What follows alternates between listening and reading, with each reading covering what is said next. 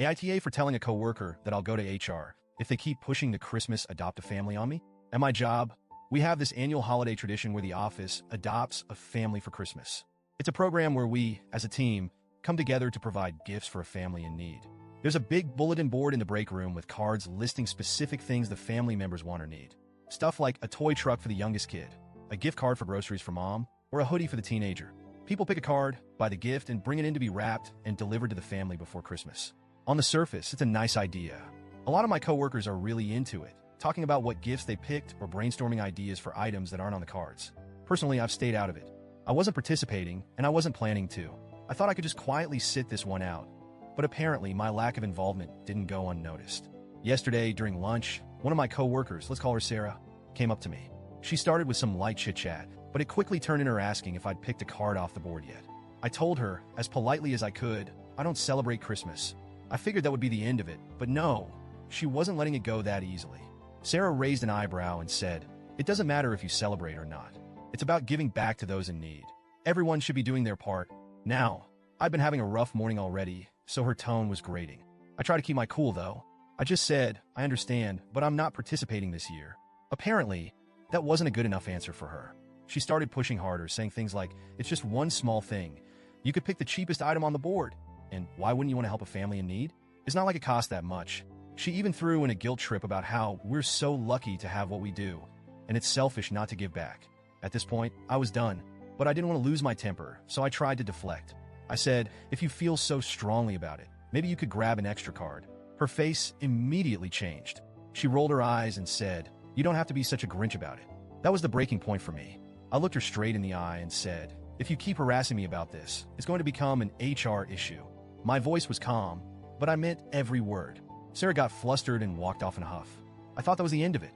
Spoiler, it wasn't. Later that day, I overheard Sarah and a couple of others talking about me in the break room. They didn't realize I was nearby. I heard things like, "I can't believe she's refusing to help. It's just so heartless. And what kind of person doesn't want to give back during the holidays?" Hearing that stung. I know I don't owe anyone an explanation, but being painted as some cold-hearted Scrooge hurt more than I expected. They don't know my story. They don't know why I don't celebrate Christmas, and they definitely don't know why programs like Adopt a Family leave a bad taste in my mouth. But since you're here reading this, I'll tell you. I grew up extremely poor, and when I say poor, I don't mean tight budget poor. I mean barely surviving poor. Holidays like Christmas and Thanksgiving weren't magical for me and my siblings. They were just reminders of how little we had. Thanksgiving? Just another day. We couldn't afford turkey or fancy sides, so dinner was whatever cheap food we had on hand. Sometimes, we'd get dragged to a relative's house where they'd have a feast, but that wasn't much better. Sitting there, watching my cousins eat their fill while we were too embarrassed to take more than a small serving. It was humiliating. Christmas was worse. We never had a tree. No lights. No stockings. And definitely no presents. Waking up on Christmas morning to nothing but silence was the norm for us. My younger siblings would cry from disappointment, and I had to be the strong one, pretending it didn't bother me. But it did. A lot. Eventually, my mom started signing us up for programs like the one my job is doing now. Adopt a Family, toy drives, you name it. She wanted to give us at least a little piece of the holiday magic we were missing. But year after year, no one ever came through for us. No gifts, no visits, nothing. Every time, we were left wondering if this would finally be the year someone cared. It never was. And the rare times we did go to a relative's house on Christmas, it was torture. Watching my cousins tear through piles of gifts while we sat there empty-handed, hearing them ask, "What did you get for Christmas?" and trying to decide whether to lie or admit the truth. Those memories are burned into my brain. As I got older, I promised myself that I'd never rely on those kinds of programs again. No one cared about my family back then, so why should I care now? It might sound harsh, but that's the reality I grew up with, and it shaped how I view the world.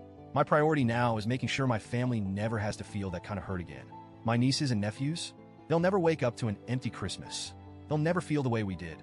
That's where my energy and money go, not to strangers on a bulletin board. After hearing Sarah and the others gossiping about me, I felt this wave of anger and sadness. They don't know me. They don't know my story, but they're so quick to judge. And honestly, it's frustrating how people act like these holiday charities are the ultimate moral high ground. Like if you don't participate, you're automatically a bad person. Let me be clear. The family my job adopted will still have a great Christmas. Half the board is already empty, and people are tripping over themselves to help. My one contribution wouldn't make or break their holiday. But because I'm not participating, I'm suddenly the office villain? It's ridiculous. Also, let's be real, most people only care about giving back during the holidays. Where's that energy in March or July? Struggling families don't just need help in December. But sure, let's all pat ourselves on the back for buying a $10 Walmart gift card and call it a day. Look, I know I could have handled the situation better. Maybe I shouldn't have threatened HR. But in the moment, I felt cornered. Sarah wouldn't let it go, and I was tired of explaining myself. At the same time, I'm not sorry for standing my ground. People need to understand that not everyone celebrates Christmas, and not everyone has the same relationship with these kinds of programs. It's not their place to judge or pressure others into participating. If someone wants to help, great, but if they don't, for whatever reason, that choice should be respected. So yeah, let me know. Am I the jerk here? Or do I have a point?